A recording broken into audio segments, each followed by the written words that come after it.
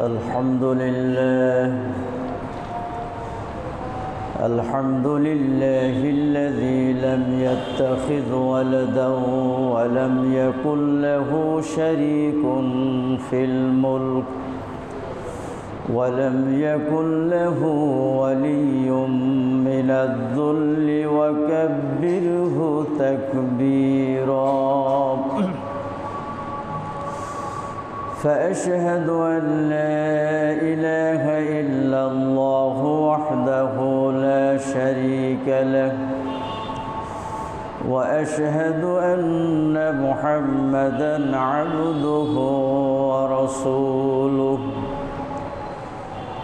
أما بعد فإن خير الحديث كتاب الله وخير الهدي هدي محمد صلى الله عليه وسلم وشر الأمور محدثاتها وكل محدثة بدعة وكل بدعة ضلالة وكل ضلالة في النار فقد قال الله تعالى في كلامه المجيد أعوذ بالله من الشيطان الرجيم بسم الله الرحمن الرحيم قاف والقرآن المجيد بل عجبوا أن جاءهم منذر منهم فقال الكافرون هذا شيء عجيب أإذا متنا وكنا ترابا ذلك رجع بعيد قد علمنا ما تنقص الأرض منهم وعندنا كتاب حفيظ بل كذبوا بالحق لما جاءهم فهم في أمر مريج أفلم ينظروا إلى السماء فوقهم كيف بنيناها وزيناها وما لها من فروج والأرض مددناها وألقينا فيها رواسي وأنبتنا فيها من كل زوج بهيج تبصرة وذكرى لكل عبد منيب ونزلنا من السماء ماء مباركا فأنبتنا به جنات وحب الحصيد والنخل باسقات لها طلع نضيد رزقا للعباد وأحيينا به بلدة ميتا كذلك الخروج كذبت قبلهم قوم نوح وأصحاب الرس وثمود وعاد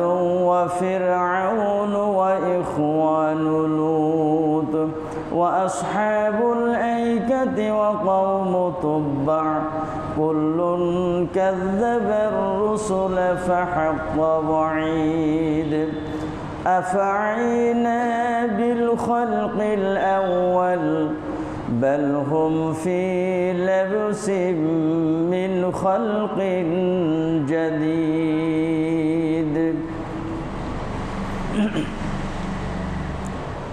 أما بعد فقد قال الله تعالى في كلامه المجيد وأنذرهم يوم الآزفة ذي القلوب لدى الحناجر كاظمين ما للظالمين من حميم ولا شفيع يطاع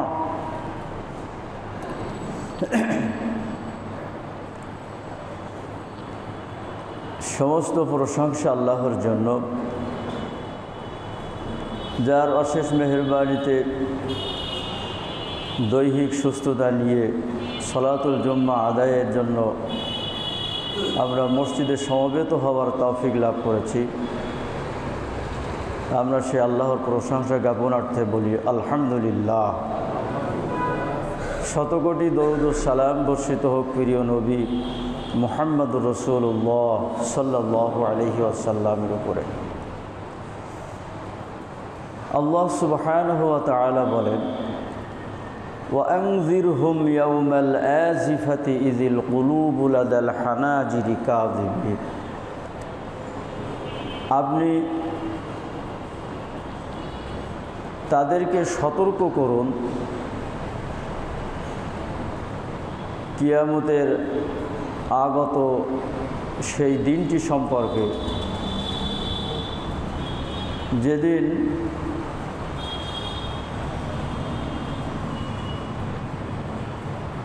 মানুষের দম বন্ধ হয়ে প্রাণটা গলার কাছে চলে আসবে, প্রাণ ওষ্ঠাগত হবে। মা লিয-যালিমিনা মিন হামিম, সেদিন জালিমরা কোনো অন্তরঙ্গ বন্ধু পাবে না। ওয়ালা শাফিঈ ইউতা, আর এমন কোনো সুপারিশকারীও থাকবে না যার সুপারিশ গ্রহণ করতে আল্লাহ তাআলা বাধ্য হবেন। সূরাতুল মুমিন আয়াত নম্বর 19।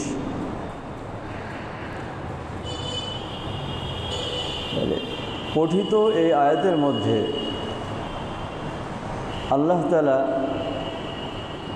কিয়ামত বা জাহান্নামের ভয়াবহতা সম্পর্কে তার রসুলের মাধ্যমে আমাদেরকে হুঁশিয়ার করছেন।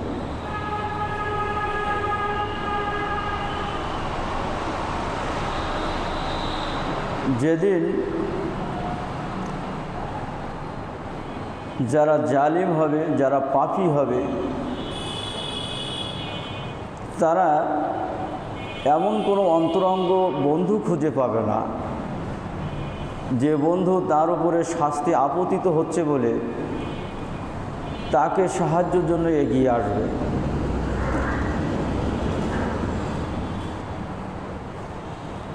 যেদিন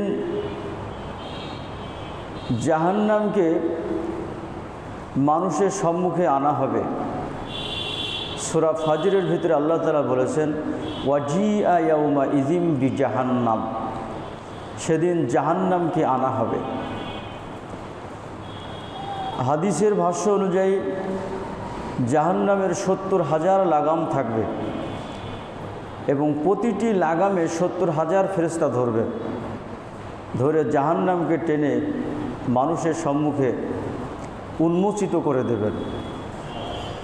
সূরা তাকবীরের ভিতরে আল্লাহ তাআলা বলেছেন, ওয়া ইযাল জাহিমু সুইরাত, সেদিন জাহান্নামের ঢাকনা খুলে দিয়ে জাহান্নামকে উত্তপ্ত করা হবে।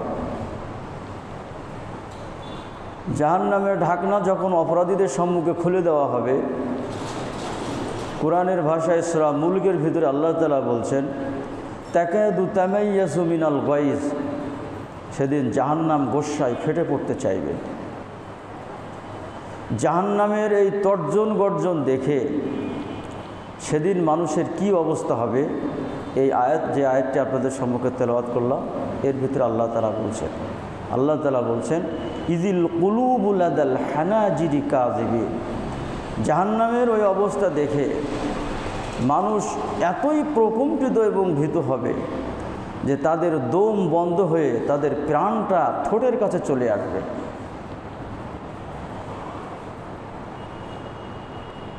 তাদের প্রাণ ওষ্ঠাগত হবে।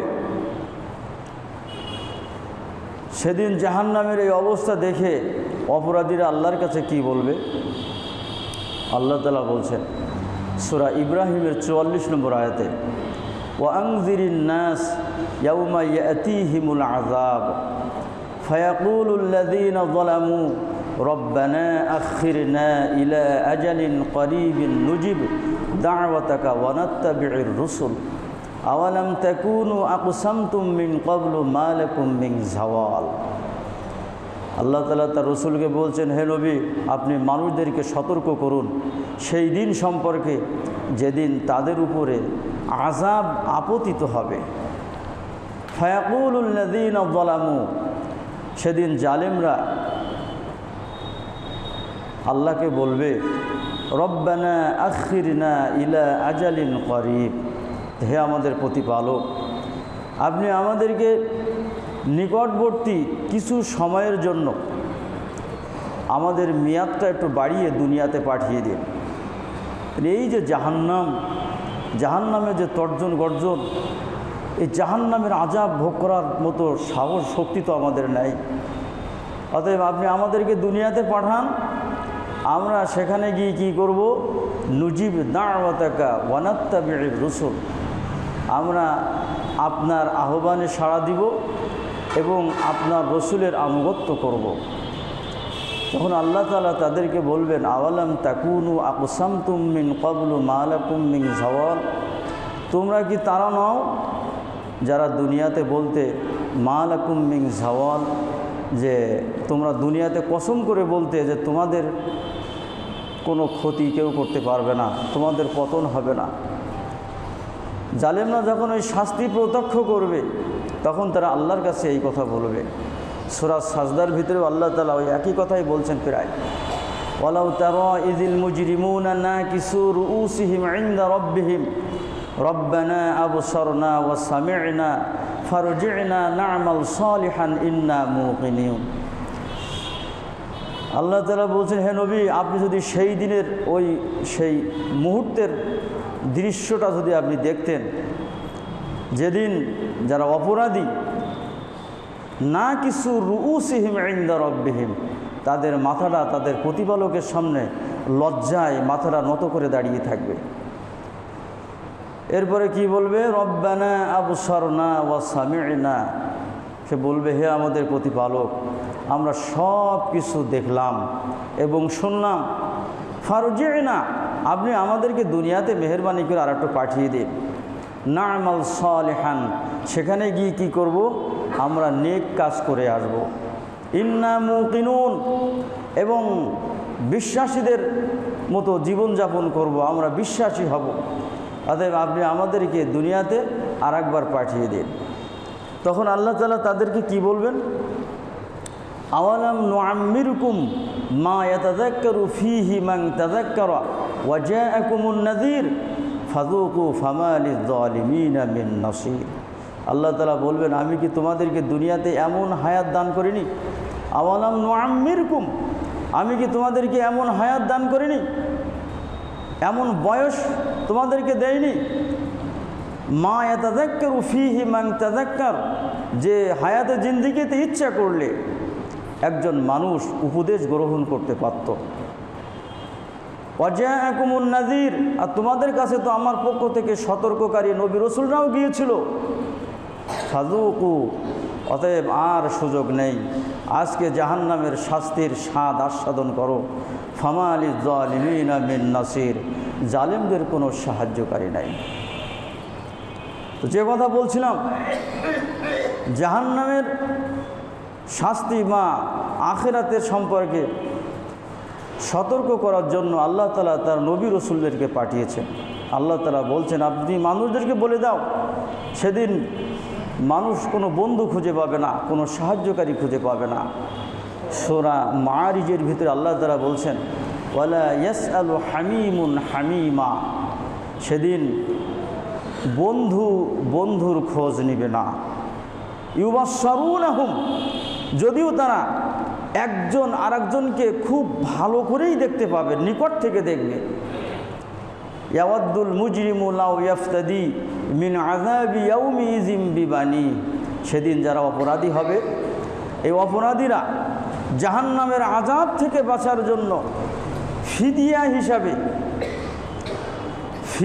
হিসাবে আল্লাহকে দিবে কাকে? বিবানি, তার সন্তান সন্ততিকে দেবে যে আল্লাহ আমাকে তুমি ওই জাহান্নাম থেকে বাঁচাও, ও জাহান্নামের আযাব সহ্য করার ক্ষমতা আমার নেই, তুমি বিনিময়ে আমার সন্তান সন্ততিকে জাহান্নামে দাও, আমাকে জাহান্নাম থেকে বাঁচাও।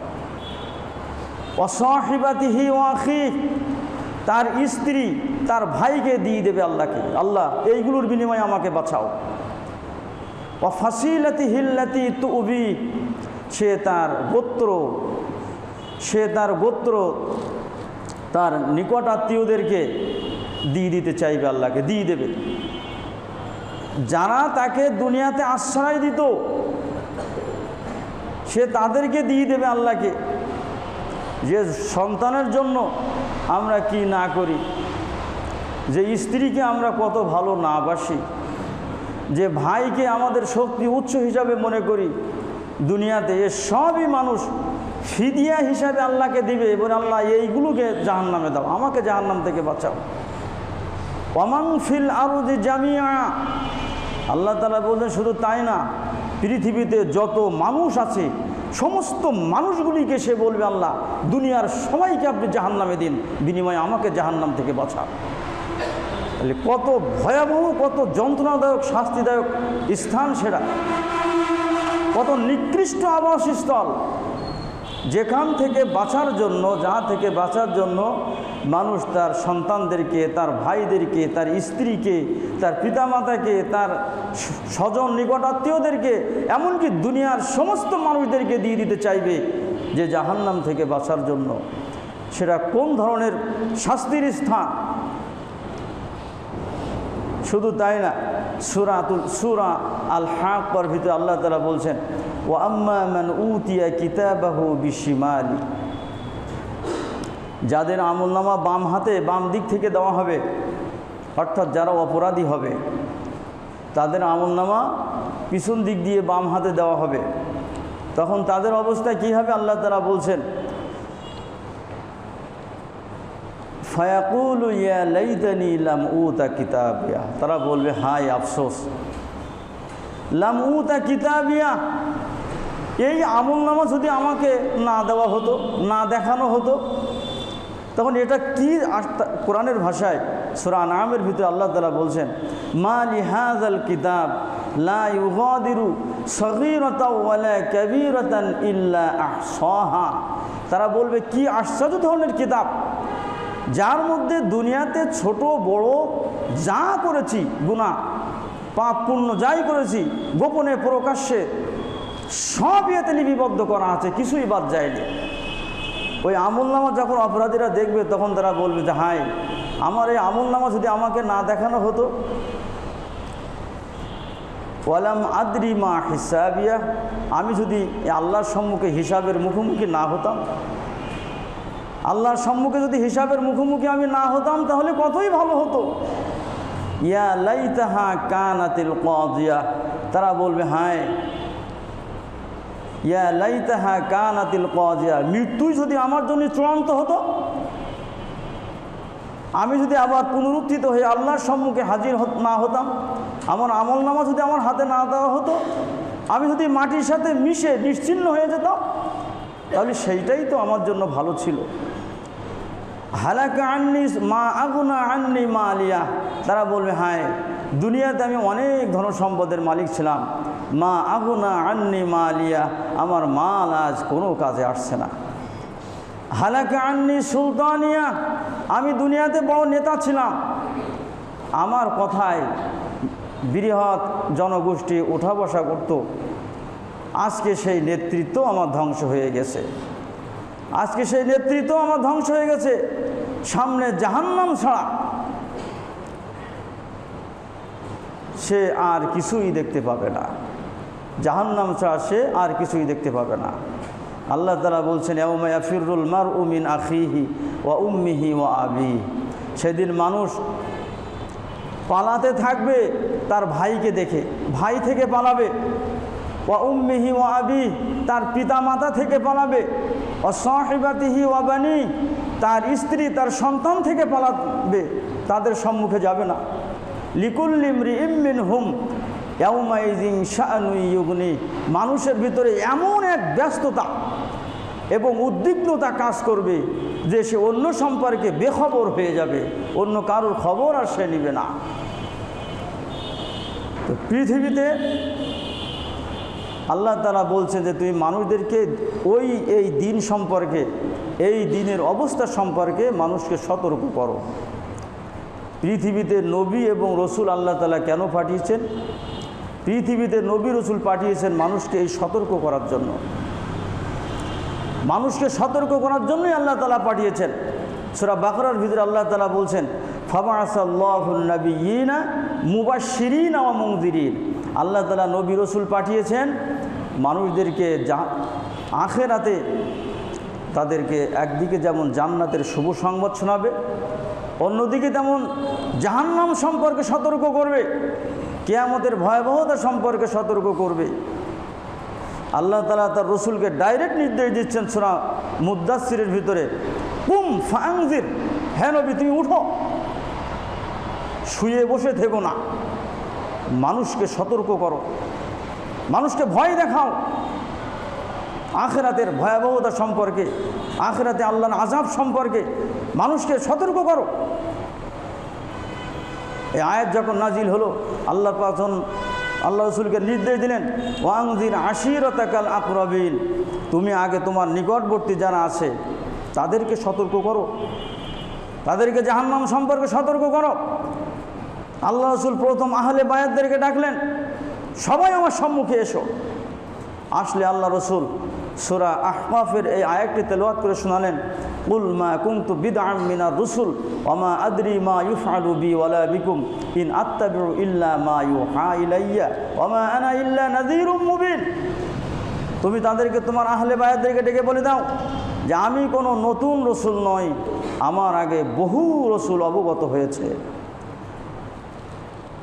ওয়া মা আদরি মা ইউফআলু বি ওয়ালা বিকুম, আমি জানি না কিয়ামতের দিন আল্লাহ আমার সাথে কেমন ব্যবহার করবেন, আর আমি এটাও জানি না তোমাদের সাথে কেমন ব্যবহার করবেন। বলুন ইন্না লিল্লাহ। আল্লাহ রসুল বলছেন যে আল্লাহ আমার সাথে কীরূপ আচরণ করবেন এটা আমি জানি না, এবং তোমাদের সাথে কীরূপ আচরণ করবেন এটাও আমি জানি না। তবে ইন আত্তাবিউ ইল্লা মা ইউহা ইলাইয়া, তবে আমি সেইটাকে অনুসরণ করি যেটা আমার কাছে ওহী করা হয়। ওহীর বিধান মেনে চলার মধ্যেই একজন মানুষের জাহান্নাম থেকে মুক্তি এবং জান্নাতের শুভ সংবাদ নিহিত আছে। আল্লাহ রসুল ফাতেমাকে ডাকলেন যে ফাতেমা, আমি বেঁচে থাকতে আমার যা আছে তা থেকে তুমি যা পারো চেয়ে নাও, আমি সামর্থ্য অনুযায়ী তোমাকে দিয়ে দেব, কিন্তু আখিরাতে কিন্তু আমি তোমার কোনো কাজে আসব না, আখিরাতে আমি তোমার কোনো কাজে আসব না। জাহান্নামের ভয়াবহতা, কিয়ামতের ভয়াবহতা আল্লাহ রসুল তাদেরকে শুনিয়ে দিলেন সে সম্পর্কে। তো পৃথিবীতে নবী এসেছে মানুষকে আখিরাত সম্পর্কে সতর্ক করার জন্য, আখিরাত ভীতি সৃষ্টি করার জন্য। এত সময় এই বক্তব্যটা, এই কথাগুলি বললাম ওই যে প্রসঙ্গে আমি আপনাদের সম্মুখে ইতিপূর্বে আলোচনা করেছিলাম ওই প্রসঙ্গে আলোচনা করার জন্য।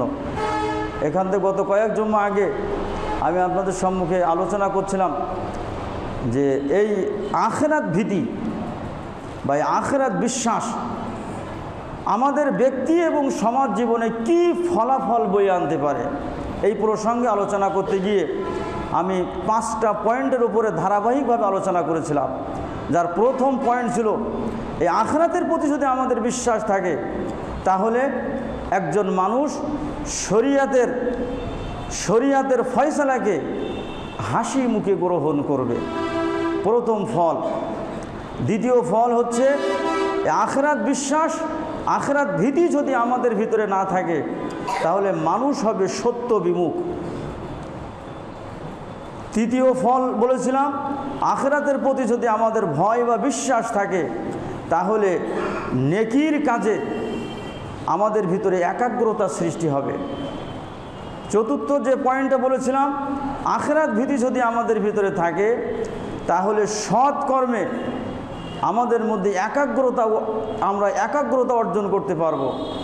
5 নম্বর যে পয়েন্টের উপর আলোচনা করেছিলাম যে সর্বাবস্থায় ধৈর্য ধারণের শক্তি আমাদের মধ্যে বৃদ্ধি পাবে। এই 5টা পয়েন্ট আমি আপনাদের সম্মুখে ব্যাখ্যা সহ আলোচনা করেছিলাম। আজ আলোচনা করব নবীরা যে আখিরাত সম্পর্কে আমাদেরকে সতর্ক করেছেন। এই আখিরাত ভীতি যদি আমাদের ভিতরে থাকে, আখিরাতের ভয় এবং বিশ্বাস যদি আমাদের ভিতরে থাকে, তাহলে ষষ্ঠ যে ফলাফলটা আমরা অর্জন করতে পারবো সেটা হচ্ছে এই সর্বাবস্থায় আমাদের ভিতরে আল্লাহ ভীতি সৃষ্টি হবে। ভালো করে শুনে রাখুন, পয়েন্টগুলো মনে রাখুন। 5টা পয়েন্ট তো আমি ব্যাখ্যা সহ আলোচনা করেছিলাম, পয়েন্টগুলো স্মরণ করিয়ে দিলাম। আজকে ষষ্ঠ পয়েন্ট, সেটা হচ্ছে আখিরাত ভীতি। আখিরাতের প্রতি বিশ্বাস যদি আমাদের ভিতরে থাকে, তাহলে সর্বাবস্থায় আমাদের ভিতরে আল্লাহ ভীরুতার সৃষ্টি হবে, আল্লাহর ভয় আমাদের অন্তরে সৃষ্টি হবে। যে আল্লাহর ভয়, যেটাকে তাকওয়া বলা হয়, এই তাকওয়া হচ্ছে সব কিছুর মূল। কিয়ামতের দিন আল্লাহ তাআলা তাকওয়ার এই মানদণ্ডে বান্দার আমলনামাগুলি যাচাই করবেন।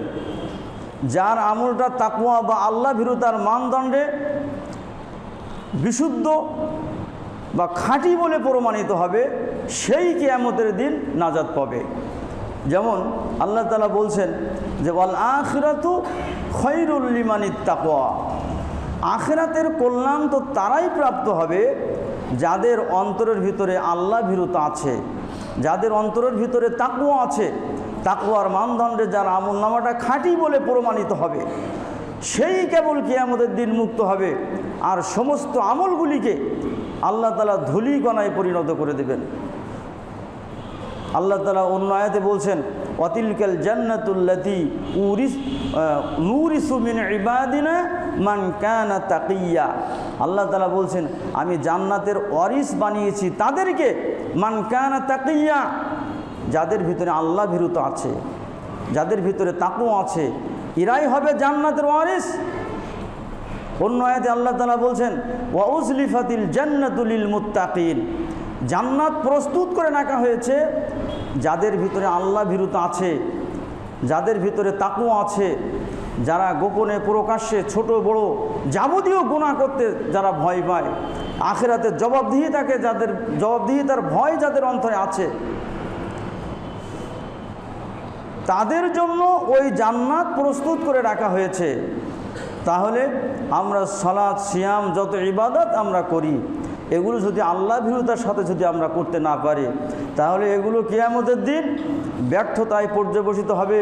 আল্লাহ তাআলা বলছেন ওয়াকাদিমনা ইলা মা আমিলু মিন আমালিন ফাজআলনাহু হাবাআম মানসুরা। আল্লাহ তাআলা বলছেন কিয়ামতের দিন আমি তাদের আমলের দিকে ধাবিত হব, অতঃপর কি করব? ফাকানাত হাবাআম মানসুরা, ওগুলিকে বিক্ষিপ্ত ধূলিকণায় পরিণত করে দেব, ওগুলো কোনো কাজে আসবে না। তাদের আমলটাই গ্রহণ করা হবে নেক আমল হিসাবে, যারা আল্লাহ ভীরুতার সাথে তাকওয়ার সাথে আল্লাহর ইবাদত সম্পাদন করেছিল। এই জন্য একজন কবি তিনি বলছেন যে ইজা লাম তারহাল বিজাদিম মিনাত তুকা ওয়ালা কাইতা বাদাল মাউতি মান ক্বাদ তাজাওয়াদা নাদিমতা আলা আল্লাহ তাকুনা কামিসলিহি ওয়া আন্নাকা লাম তুরশিদ লামা কানা আরশাদা। কবি বলছেন যখন তুমি এই তাকওয়া বা আল্লাহ ভীরুতার পাথেয় নিয়ে আখিরাতে যাত্রা করবে না,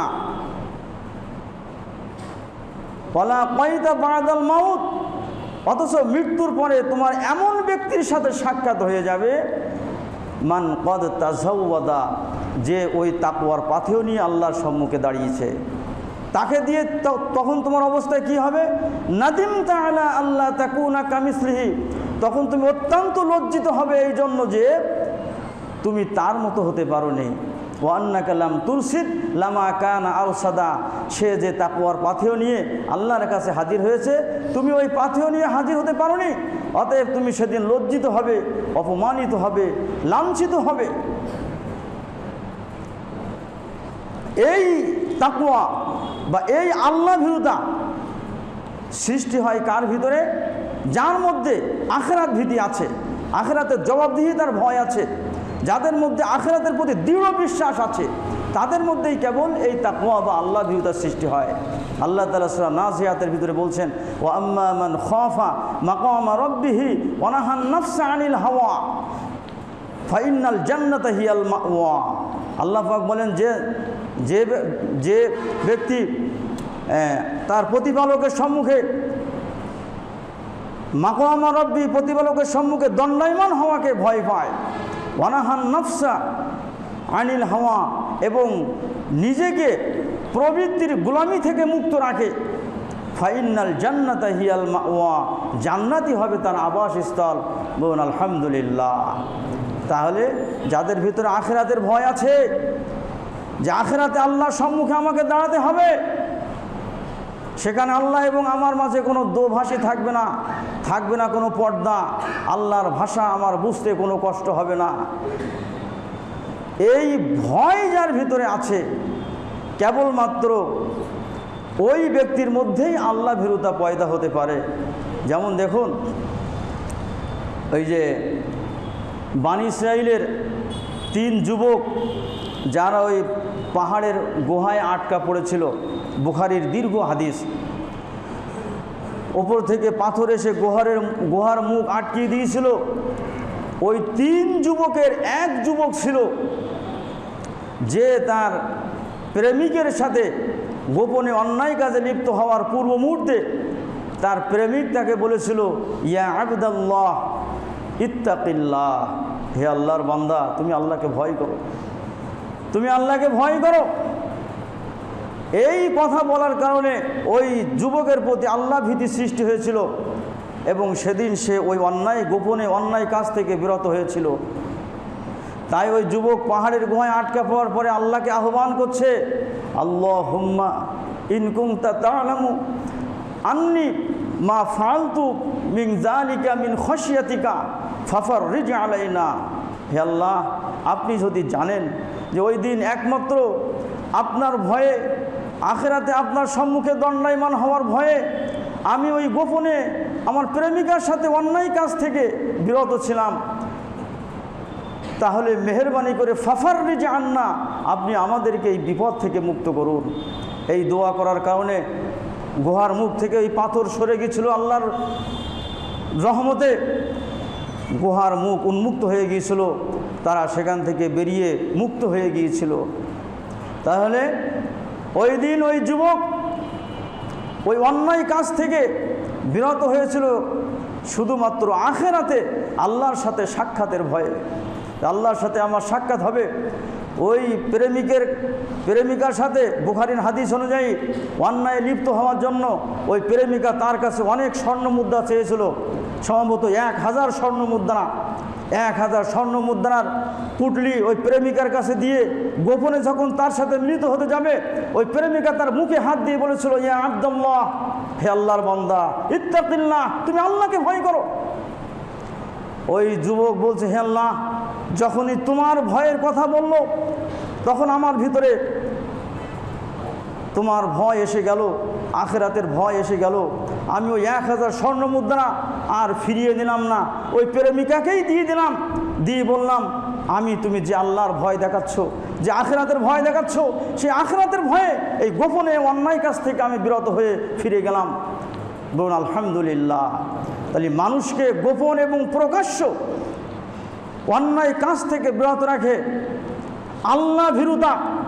আর আল্লাহ ভীরুতার সৃষ্টি তার মধ্যেই হতে পারে যার আখিরাতের বিশ্বাস আছে, যার ভিতরে আখিরাতের ভয় আছে। হযরত ওমর ফারুক রাদিয়াল্লাহু তাআলা আনহু তিনি যখন আত্মায়ী কর্তৃক আহত হলেন, আবুল উলু নামক একজন খ্রিস্টান ফজরের সালাতের জামাতে যাওয়ার সময় ওই কাতারের ভিতরেই ওমরকে ছুরি দিয়ে অস্ত্রাঘাত করেছিল। অস্ত্রাঘাতে যখন তিনি জখমি হলেন, জীবন সম্পর্কে যখন নিরাশ হয়ে গেলেন, তখন তিনি বলছেন যে লাউ আন্নালি তিলাআল আরদি যাহাবান লাফতাদাইতু বিহি মিন আযাবিল্লাহি আযজা ওয়া জাল্লা ক্বাবলা আন আরাহু। এটা বুখারীতে এসেছে। ওমর বলছেন যে পৃথিবী ভর্তি স্বর্ণ যদি আমার থাকতো আর তা দিয়ে আখেরাতে আল্লাহর আযাব থেকে মুক্তি পাওয়া যেত তাহলে আমি সেটাই করতাম। ক্বাবলা আন আরাহু, আখেরাতে আল্লাহর ওই আযাব দেখার আগেই। দেখুন ওমরের মতন লোক কি বলছেন, পৃথিবী ভর্তি স্বর্ণ যদি আমার থাকতো আর সেটার বিনিময়ে যদি জাহান্নাম থেকে মুক্ত হওয়া যেত তাহলে আমি তাই দিয়ে আল্লাহ জাহান্নাম থেকে মুক্ত হওয়ার সর্বাত্মক চেষ্টা করতাম, ওই জাহান্নামের আযাব প্রত্যক্ষ করার আগে। এই উক্তি পড়ার পরে ইবনুল জাওয়াজি রাহিমাহুল্লাহ তিনি বলছেন যে উমর ফারুক রাদিয়াল্লাহু তাআলা আনহু মতো মানুষের এই আল্লাহ ভীরুতা, আখিরাতের প্রতি ভয়, এটা উমর রাদিয়াল্লাহু তাআলা আনহুর ভিতরে এই পরকাল ভীতি। আর তোমাদের মতো সাধারণ মানুষের পরকাল সম্পর্কে নিশ্চিন্ততা দেখে আমি বিস্মিত হই। উমরের মতো লোক যদি এই কথা বলতে পারেন, উমর রাদিয়াল্লাহু তাআলা আনহু আল্লাহর কাছে প্রার্থনা করতে, আল্লাহ তুমি ওমরের জীবনের অন্তত 2টা রাকাত সালাত কবুল করে নিও। তুমি যদি আমার 2টা রাকাত সালাত কবুল করো তাহলে আমি বিশ্বাস রাখি তোমার ওই জাহান্নাম থেকে আমি মুক্ত হতে পারবো। আবু বকর সিদ্দিক রাদিয়াল্লাহু তাআলা আনহু প্রায় বলতেন, আমি যে আমল করি এই আমলের দ্বারা আমি জান্নাত পাওয়ার আশা কি করে করতে পারি। যদি আল্লাহ পাক কিয়ামতের দিন আমার যদি জান্নাতের ফয়সালা করেন তাহলে বুঝবো যে আল্লাহ পাক আবু বকরের প্রতি দয়া করেছেন। আর যদি আল্লাহ পাক আমাকে জাহান্নামের ফয়সালা দেন তাহলে মনে করব আল্লাহ পাক আমার বিচার করেছেন। আল্লাহ যদি মানুষের বিচার করেন, তার দোষ ত্রুটি আল্লাহ যদি খুঁজে বের করেন, কোনো মানুষ জান্নাতে যাওয়ার ক্ষমতা রাখে না। আল্লাহ রসুল বলছেন কিয়ামতের দিন তোমাদের কেউ তার আমলের কারণে জান্নাতে যেতে পারবে না, এমনকি আমার অবস্থাও তাই হবে। আল্লাহ রসুল বললেন তবে আল্লাহর রহমত যার উপরে নাজিল হবে সেই জান্নাতে যাবে। আমি মনে করি আল্লাহর রহমত আমাকে ঘিরে রাখবে, আল্লাহর রহমত ছাড়া মানুষ জান্নাতে যাবে না। তাই আবু বকর ওমরের মতন লোক এই কথা বলতেন যে পৃথিবী ভর্তি স্বর্ণ যদি আমার থাকতো আর সেটা দিয়ে যদি জাহান্নাম থেকে মুক্ত হওয়া যেত আমি সেইটাই করতাম। আল্লাহ রসুল একদিন বলছেন যে ওয়াল্লাযী নাফসু মুহাম্মাদিন বিয়াদিহি লাউ তা'লামুনা মা আ'লামু লা বাকাইতুম কাসীরান ওয়া লা যাহিকতুম কলিলান। আল্লাহ রসুল বলছেন সেই সত্তার শপথ যার হাতে মুহাম্মাদের জীবন নিহিত, তোমরা যদি তা দেখতে যা আমি দেখতে পাই, লা বাকাইতুম কাসীরান, তোমরা বেশি বেশি কাঁদতে বেশি বেশি এবং হাসতে খুব কম। অর্থাৎ আখিরাতের যে ভয়াবহতা, জাহান্নামের যে চিত্র আল্লাহ রসুলকে দেখানো হয়েছে। আল্লাহ রসুল বলতে যদি তোমরা দেখতে তাহলে তোমরা হাসতে খুব কম, কাঁদতে খুব বেশি বেশি, আল্লাহর ভয়ে খুব বেশি বেশি কাঁদতে। ওমর ইবনে আব্দুল আজিজ, যাকে ইসলামের পঞ্চম খলিফা হিসাবে ধরা হয়, এই ব্যক্তি একদিন কাঁদছেন ঘরের মধ্যে। তার স্ত্রী ফাতেমা তার স্বামীর কাঁদা দেখে সেও কাঁদতে শুরু করেছেন। সাথে সাথে তার পরিবারের অন্যান্য যারা সদস্য ছিল, ছেলে মেয়ে, তারাও কাঁদতে শুরু করেছে। কাঁদতে কাঁদতে এক পর্যায়ে স্ত্রী ওমর ইবনে আব্দুল আজিজকে জিজ্ঞাসা করছে যে আপনি কাঁদছেন কেন?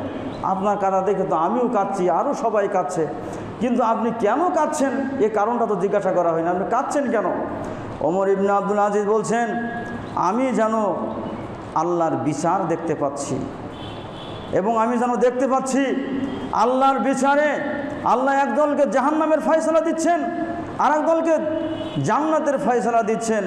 তিনি বলছেন হায়, সেদিন যদি আমাকে আল্লাহ জাহান্নামীদের অন্তর্ভুক্ত হওয়ার ফয়সালা দেন আমার উপায় কি হবে?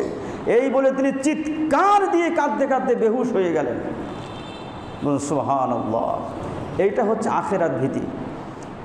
এই আখিরাত ভীতি যদি আমাদের অন্তরে থাকে তাহলে আল্লাহর ভয় আমাদের কাছে, আমাদের ভিতরে সৃষ্টি হবে, আল্লাহ ভীরুতা আমাদের অন্তরে সৃষ্টি হবে। তো যে কথা বলছিলাম, নবীরা আখিরাতের যে ভয় দেখিয়েছেন, কোরআন থেকে যে কিছু আয়াত আপনাদেরকে তেলাওয়াত করে শোনালাম, এই আখিরাত ভীতি যদি মানুষের অন্তরে থাকে তাহলে আমরা আমাদের দুনিয়াবী জীবনে কি ফলাফল অর্জন করব। 5টা বলার পরে 6 নম্বর যেটা বললাম সেটা হচ্ছে আমাদের ভিতরে আল্লাহ ভীরুতা সৃষ্টি হবে। কিভাবে সৃষ্টি হবে, কেন সৃষ্টি হবে, তার কিছু কথা আপনাদের সম্মুখে বললাম। 7ম যে ফলটা আমরা লাভ করব সেটা হচ্ছে যে অল্পে তুষ্ট থাকার মতো যোগ্যতা আমাদের অর্জন হবে। বেশি আকাঙ্ক্ষা আমাদের ভেতরে থাকবে না, বেশি আকাঙ্ক্ষা আমাদের ভেতরে থাকবে না। কেন? ছোট দুটো কথা বলে শেষ করে দিচ্ছি। হযরত ওমর ফারুক রাদিয়াল্লাহু তাআলা আনহু একদিন আল্লাহ রসুলের গৃহে এসেছেন। এসে দেখেন যে আল্লাহ রসুল যে এই খেজুরের পাতা ভর্তি চামড়ার বালিশে মাথা দিয়ে খেজুরের চাটাইয়ের উপরে শুয়ে আছেন। খেজুরের চাটাইয়ের উপরে শোয়ার কারণে আল্লাহ রসুলের পিঠে পৃষ্ঠে এবং পার্শ্বে ওই চাটাইয়ের দাগ পড়ে আছে। খেজুরের চাটাই দেখেননি? এখন তার ওগুলো নেই, মানুষের অবস্থা ভালো হয়েছে। এখন মানুষ নরম বিছানায় শোয়, ওসাবের ধার ধারে না। অথচ বিশ্বনবী মুহাম্মদ রাসূলুল্লাহ সাল্লাল্লাহু আলাইহি ওয়াসাল্লাম তিনি ওই খেজুরের পাতা ভর্তি চামড়ার বালিশ আর খেজুরের চাটাইয়ের ওপরে, অন্য কোনো নরম বিছানা না, ডাইরেক্ট তার উপরে শুয়ে আছেন। থাকার কারণে তার পিঠে এবং পার্শ্বে চাটাইয়ের দাগ পড়ে আছে। এই দেখে ওমর রাদিয়াল্লাহু তাআলা আনহু কাঁদতে শুরু করেছেন। আল্লাহ জিজ্ঞেস করেছেন, ওমর তুমি আসলে ভালো, কাঁদছো কেন?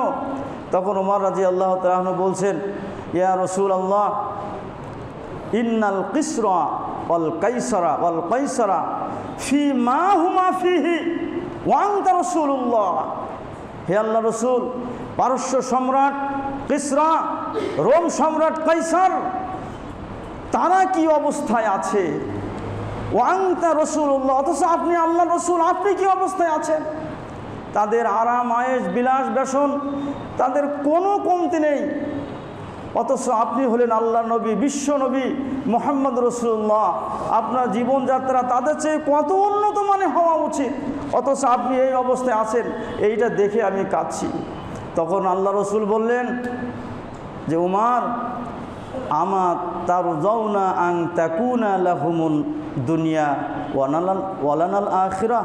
ওমর, তুমি কি এটা চাও না তাদের জন্য হোক দুনিয়া আর আমার জন্য হোক আখিরাত? বল আলহামদুলিল্লাহ। তারা দুনিয়ায় চেয়েছে, দুনিয়ায় আল্লাহ তাআলা তাদের কিছু দিয়েছেন। আমি দুনিয়ায় কিছু চাই না, সবগুলো আমি আখিরাতে সঞ্চয় করার চেষ্টা করছি।